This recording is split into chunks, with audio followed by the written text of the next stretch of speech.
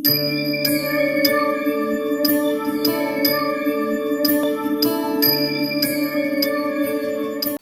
ஆன்மீக அன்பர்கள் நேயர்கள் அனைவருக்கும் அன்பான வணக்கங்கள். நான் உங்கள் வாழ்க வளமுடன் ஜோதிடர் ஸ்ரீ குரு சுந்தரவடிவேல்.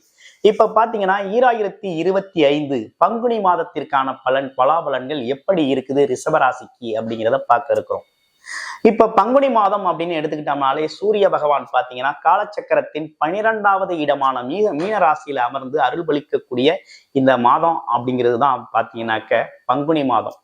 பங்குனி மாதத்துல பல்வேறு சிறப்புகள் இருக்கு. அதுல முருகப்பெருமான் வழிபாடு, பங்குனி உத்திரம் அப்படிங்கிறது மிகவும் சிறப்பு வாய்ந்த வழிபாடு அப்படிங்கிறது ரொம்ப சிறப்பான நடக்கக்கூடிய ஒரு நிகழ்வு அப்படின்னு எடுத்துக்கிட்டோம்னா இந்த மாதத்துல பங்குனி உத்திரம் தான். அப்ப முருகப்பெருமானின் அருளை முழுமையாக பெறக்கூடிய ஒரு மாதம் இந்த பங்குனி மாதம். இந்த பங்குனி மாதத்துல வேற என்ன சிறப்புகள் இருக்கு அப்படின்னா 7 சுப முகூர்த்தங்கள் அப்படிங்கிறது இருக்குது. சுப முகூர்த்தங்கள் இருக்குது. அதையும் தாண்டி ரிஷபராசி அன்பர்கள் அப்படின்னு எடுத்துக்கிட்டோம்னா ராசியிலேயே குரு பகவான் வீட்டில் இருக்கக்கூடிய ஒரு நல்ல அமைப்பு அப்படிங்கிறது உருவாயிருக்கு. ராசியில ரிஷபராசியில குரு பகவான் இருக்கிறது ஜென்ம குருவா இருக்கிறது நல்லதா கெடுதலா அப்படிங்கிறது பல்வேறு விதத்துல நம்ம ஜோதிடத்துல ஆய்வுகள் நடந்துகிட்டு இருந்தாலும் ஆனா இந்த காலகட்டத்துல அது எப்படி இருக்கு அப்படின்னா ராசிக்கு 8ஆம் அதிபதி 8-11 கூடையவர் ராசியிலேயே அமர்ந்திருக்கிறார். இன்னொன்னு சுப கிரகம். அது மட்டும் இல்லாம இந்த காலகட்டத்துல பரிவர்த்தனை யோகம் அப்படிங்கிறதும் இருக்குது. குரு சுக்கிரன் பரிவர்த்தனை யோகம் அப்படிங்கிற ஒரு விஷயமும் இருக்குது. அப்ப கிட்டத்தட்ட உங்களுக்கு இந்த ராசியில இருக்கக்கூடிய குரு பகவான் நல்ல விஷயத்தையே செய்ய போறார்.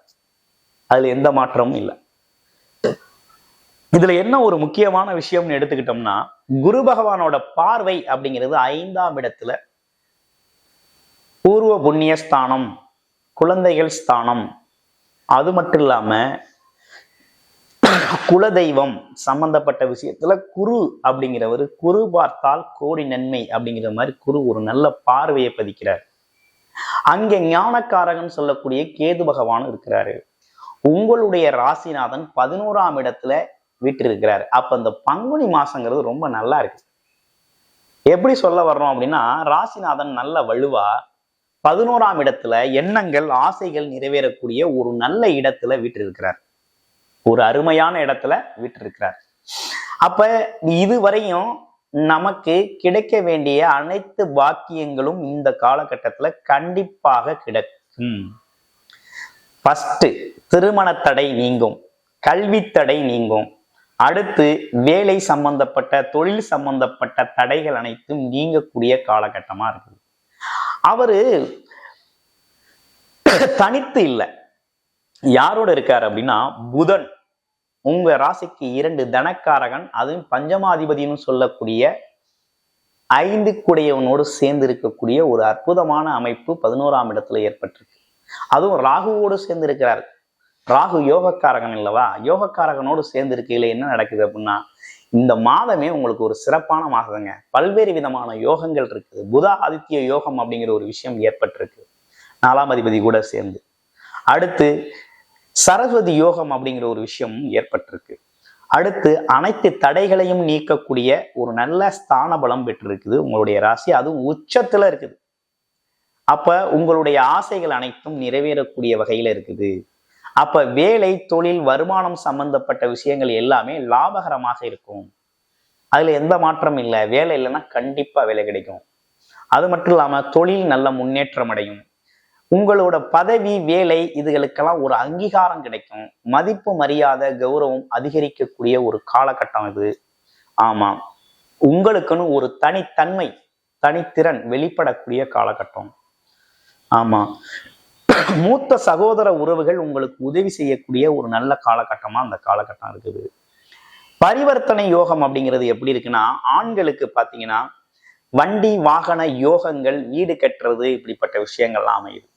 பெண்களுக்கு ஆடை ஆபரணங்கள் சம்பந்தப்பட்ட விஷயங்கள் அல்லது பியூட்டிஷியன் தொழில் செய்யறது, அதே போல கவரிங், இந்த மாதிரி நகை சம்பந்தப்பட்ட விஷயங்கள், ஆடை ஆபரணம் சம்பந்தப்பட்ட விஷயங்கள்ல தன்னை ஈடுபடுத்திக்கிறது, அழகு சார்ந்த விஷயத்துல ஈடுபடுத்திக்கிறது, இப்படிப்பட்ட விஷயங்கள்லாம் இந்த காலகட்டத்துல நடக்குது.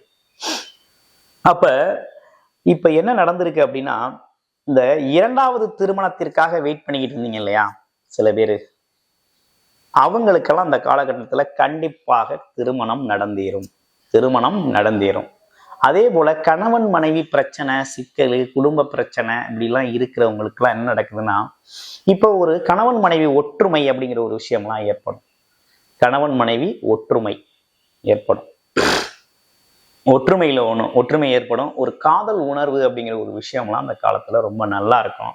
ஒரு சுகபோகமா செலவு செய்யறது, மகிழ்ச்சியான தருணங்களை நினைவு கூர்றது, சின்ன வயசுல இருந்த மகிழ்ச்சியான சந்தர்ப்பங்களை நினைவு கூர்ந்து பாராட்டிக்கிறது, இப்படிப்பட்ட விஷயங்கள்லாம் இந்த காலகட்டத்துல நடக்கக்கூடிய ஒரு அமைப்பு இருக்குது அப்படின்னு சொல்லணும். இந்த புதன் நீசம் பெற்று 11ஆம் இடத்துல உச்ச சுக்கிரனோடு இருக்கிறதுனால நீசபங்க ராச யோகம் அப்படிங்கிறது ஏற்பட்டிருக்கு. அப்ப ஒரு யோகமான அமைப்பு தாங்க உங்களுக்கு அந்த காலகட்டத்துல இருக்குது. எதை பத்தியும் நீங்க இந்த காலகட்டத்துல ஒன்றும் பெருசா கவலைப்பட வேண்டியதில்லை. ஒரு முன்னேற்றமான காலம்தான். அப்ப எல்லா விதத்திலையும் வாழ்க்கையில உங்களோட கனவுகள், லட்சியங்களை நிறைவேற்றி கொள்ளக்கூடிய ஒரு நல்ல மாதமாக இந்த மாதம் உங்களுக்கு அமைஞ்சிருக்கு. உறுதியா சொல்றேன், ரிஷபராசி அன்பர்கள் இந்த பங்குனி மாதத்துல உறுதியா உங்களோட பாத்தீங்கன்னா உங்க வாழ்க்கையில ஒருபடி நல்ல முன்னேற்றத்தை சந்திப்பீங்க. பொருளாதாரத்துல குடும்பத்துல மகிழ்ச்சி, கிட்டத்தட்ட எல்லா விதத்திலையும் ஒரு நல்ல ஒரு முன்னேற்றம், மனநிலையில ஒரு நல்லதொரு ஆரோக்கியமான மனநிலை, உடல் ஆரோக்கியம் மேம்படுறது எல்லாமே ரொம்ப அற்புதமா இருக்கு. திடீர்னு சொத்துக்கள் வாங்கக்கூடிய அமைப்பு கூட ஏற்படுதுங்க. திடீர்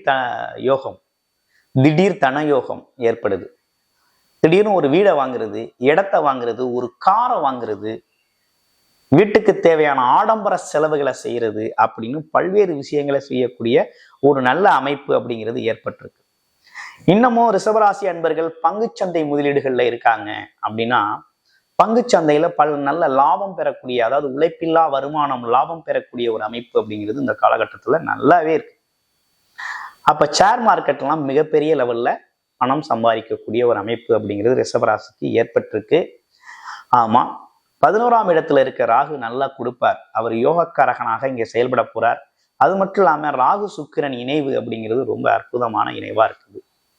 சரி, தொழில்லாம் எப்படி இருக்கு அப்படின்னா, சனி பகவான் 10ல தானே இருக்காரு. 10ஆம் இடத்துல ஒரு பாவியாக இருக்கணும், அதுவும் தொழில்காரனும் ஜீவன கிரகமே அங்க இருக்குது. அப்ப 10ஆம் இடத்துல இருக்கக்கூடிய சனி பகவான் தொழில் விருத்தியை அபிவிருத்தி செஞ்சு தர்றாரு. அதுல எந்த ஒரு மாற்றமும் இல்லை. நல்ல முன்னேற்றமான காலகட்டம். ஓகே, இப்போ உங்க ராசியில இருக்கக்கூடிய நட்சத்திரங்களுக்கு என்ன பலன் அப்படின்னு பார்க்க போறோம். கார்த்திகை நட்சத்திரம் ஒரு கம்பீரமான தோற்றம், அது மட்டும் இல்லாம நல்ல படிப்பு, ஜாஸ்திர ஞானம், விஞ்ஞான அறிவியல் இதெல்லாம் பாத்தீங்கன்னா ரொம்ப நல்லா இருக்குது. சரி, இவ்வளவு இருக்குது. எப்படி இருக்கும் அப்படின்னா, அவங்கள பொறுத்த வகையில இந்த காலகட்டத்துல அரசு சார்ந்த ஆதாயங்களை கொஞ்சம் பயன்படுத்திக்கலாம். அது மட்டும் இல்லாம கௌரவம், அந்தஸ்து இந்த மாதிரி விஷயங்கள்ல அதிக அக்கறை செலுத்தக்கூடிய வகையில இருக்காங்க. அரசியல் ஈடுபாடு அப்படிங்கிறதெல்லாம் ரொம்ப நல்லா இருக்கும். அடுத்து ரோஹிணி நட்சத்திரம். ரோஹிணி நட்சத்திரத்துக்கு எப்படி இருக்க போகுது அப்படின்னு பார்த்தோம்னா, அதாவது குடும்பத்துல ஒரு சுப நிகழ்ச்சிகள் செய்யறது, சுப விசேஷங்களை ஏற்பாடு செஞ்சுக்கிறது, அது மட்டும் இல்லாம கோவில்களுக்கு சென்று வருது, தர்மகாரிய பணிகள்ல ஈடுபடுறது, இப்படிப்பட்ட விஷயங்கள்லாம் ரொம்ப நல்லா இருக்கு. குழந்தைகளோட தேவைகளை நிறைவேற்றுறது, குழந்தைகள் அம்மா அப்பாவோட ஆசைகளை நிறைவேற்றுறது, ஆமா, இப்படிப்பட்ட விஷயங்கள்லாம் நல்லா இருக்கு. ஒரு இணக்கமான ஒரு நல்ல சூழ்நிலை, மகிழ்ச்சி பாராட்டக்கூடிய வகையில இருக்குது. மிருகசீடம் நட்சத்திரம் எப்படி இருக்கு? சிடுன்னு சின்னதா ஒரு கோபம் வந்தாலும் அதே நேரத்துல குணமுள்ள ஒரு நட்சத்திரம் அப்படின்னா மிருகசீட நட்சத்திரம் தான். எதையும் நுட்பமாக செயல்படக்கூடிய ஆற்றல் உள்ளவர்களா இருக்கிறாங்க. அப்ப இந்த காலகட்டத்துல என்ன நடக்குன்னா, வரவுக்கேற்ற செலவு அப்படிங்கிற ஒரு விஷயம் ரொம்ப சீரா நடக்குது. ஒரு பெரிய முன்னேற்றம் காண முடியல. ஆனா இருந்தாலும் எந்த அளவுக்கு வருமானம் வருதோ அந்த அளவுக்கான செலவு அப்படிங்கிறதுக்கு ஆனா அனைத்துமே சுப செலவுகளா இருக்குது. எதிர்காலம் குறித்த சுப செலவுகளாகவே இருக்குது. அதனால ஒன்றும் பெருசா பயப்பட வேண்டாம் அப்படிங்கிற மாதிரி இருக்குது. அப்ப கிட்டத்தட்ட உங்களுக்கு இந்த காலகட்டத்தை பொறுத்தளவுல என்ன விதமான விஷயங்கள் நல்லா இருக்குன்னு பார்த்தா, ஓவராலா வேலை, தொழில், வருமானம், குடும்ப உறவுகளோட ஒற்றுமை, குழந்தைகளோட வளர்ச்சி, உடல் ஆரோக்கியம், இதெல்லாம் ரொம்ப நல்லா இருக்கக்கூடிய நல்ல அமைப்பு அப்படிங்கிறது ஏற்பட்டிருக்கு. இவை அனைத்தும் பொது பலன். கோச்சார ரீதியா ரொம்ப நல்லா இருக்கு. உங்களுடைய பிறப்பு ஜாதகத்துல என்ன திசாபுத்தி இருக்குன்னு பாருங்க. ஒரு யோகமான திசாபுத்தி, அதாவது 1, 5, 9 கூடிய திசாபுத்திகள் நடந்தா ரொம்ப நல்லா இருக்கும். இதே பாத்தீங்கன்னா 6, 8, 12 போன்ற இதுவும் இருந்துச்சு அப்படின்னா கொஞ்சம் விரைய செலவுகளும் மன உளைச்சல்களும் இருக்கக்கூடிய ஒரு அமைப்பு அப்படிங்கிறது உண்டு. அதனால உங்களோட பிறப்பு ஜாதகம் ரொம்ப முக்கியம். தசாபுத்தி அடிப்படையில பிறப்பு ஜாதகத்தை பார்த்துக்கிட்டு பலன் எடுத்து இந்த காலகட்டத்தை நீங்க பயனடையலாம். அது மட்டும் இல்லாம என்ன விதமான வழிபாடு நல்லா இருக்கு அப்படின்னா அம்மன் வழிபாடு ரொம்ப சிறப்பா இருக்கு, அற்புதமா இருக்கு. நன்றி, வணக்கம்.